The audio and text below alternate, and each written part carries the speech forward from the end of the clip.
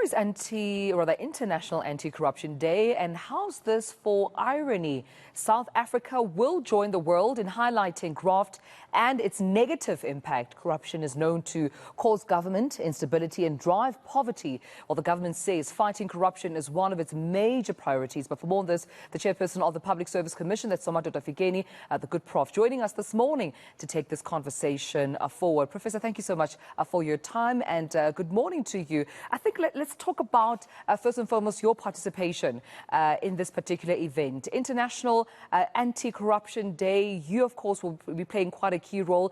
What's your role at the event? Well, the main thing here to stress is that we must think globally in terms of this UN call for anti-corruption campaign. But this is largely a local initiative. We're acting locally. That is the reason why we have invited the heads of all the three branches of government, all Chapter 9 institutions, the NGOs. Yes, we're in partnership with the UN, we're in partnership with UNISA, and we're working with the Chapter 9 institutions. So as much as this is a recognized day by the UN, it is South Africa trying to reflect on its own crisis and cancer of corruption and say, what do we do in concrete terms? Prof, what does that reflection look like, especially for viewers who may not be able to attend the event? What does that reflection look like so far for you when you look at the cost of the failure of governance and also the private sector in as far as corruption is concerned in this country? Well, you will realize that many institutions like your law enforcement, NPA, you may realize that several institutions are acting in their individual spaces. However, in this particular case, we're trying to bring all these initiatives into the play and say, how do we coordinate our activities?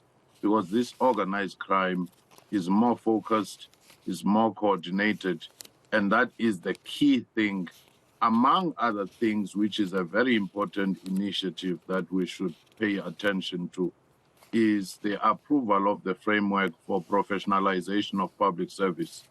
That in itself, if it is done, will be able to disrupt this ecosystem of corruption and build the capacity of the state. Prof, for someone wondering if South Africa has the potential to ever being an anti-corruption, a corruption-free country, is that a possibility? Are we deeply entrenched and rooted in corruption that it's almost impossible to imagine South Africa being corruption-free? How I would explain that is to say South Africa has gone through colonialism, apartheid. It has gone through massive crisis. Many people at that time doubted if we could turn these around. It's the same thing with corruption. We should take it as phase 2 of a liberation struggle from corruption now. And that in itself, if you have society, if you have public sector, private sector, NGOs in an activist mode, will be able to push back this tide of corruption and call out those who are corrupt. Yeah. And Prof, I'm sure beyond calling out corruption, the conviction rate is also one of concern. There seems to be lack of confidence that South Africa has what it takes, not only just locally, but also internationally, from observers around the world, from investors around the world, whether or not South Africa's conviction rate will ever increase and it will ever change. What's your view on what perhaps informs the slow pace where we're seeing the wheels of justice turning, but also seeing the consequences matching the crime in this country, so to send that strong message to prevent corruption in the country? Well, it is for that reason that we have invited all the law enforcement agencies to participate in this initiative. They'll be there from the NPA to SIU and so forth. But most important to recognize is that in a constitutional democracy, people do have rights. They will appeal, they will use lawyers and everything else. So it is very important to get the facts right. so that you don't arrest people and release them because there is no evidence. From where we were 2 years ago to where we are today, when we are beginning to see at least an increased number, not sufficient, and the public out there is impatient given the scope and the scale of corruption.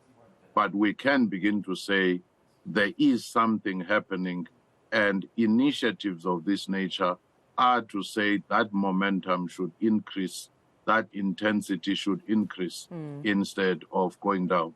I suppose my last question to you, Prof, I just want to also highlight the plight of whistleblowers. We know some that have been unfortunately killed, lost their lives, allegedly due to them calling out corruption. Some have fled out the country so to save their lives. And some are saying they're too scared to speak up.